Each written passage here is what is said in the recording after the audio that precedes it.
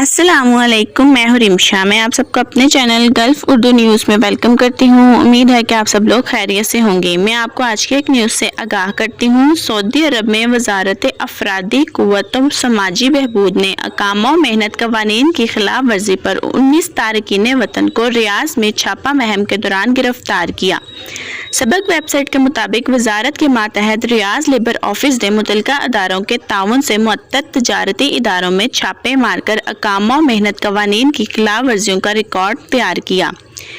एक माह के दौरान 22 छापे मारे गए और ये जानने की कोशिश की गई कि मुतलका इदारे कवानीनों ज़वाबित पर किस हद तक अमल कर रहे हैं।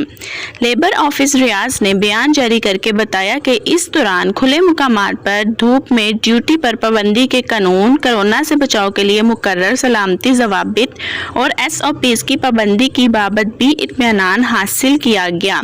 इंस्पेक्टर्स ने 556 के दौरे किए, 43 खिलाफ वर्जियाँ रिकॉर्ड 29 इदारों को इंतबाह जारी किए गए हैं। लेबर ऑफिस ने बताया कि जिन 19 गैर मुल्कियों को गिरफ्तार किया गया वो पुराना फर्नीचर खरीद कर फरोख्त कर रहे थे। ये कारोबार वो अपने तौर पर कर रहे थे, कफीलों से इसका कोई ताल्लुक नहीं था। इन्हें पकड़कर तरहील के हवाले कर दिया गया है।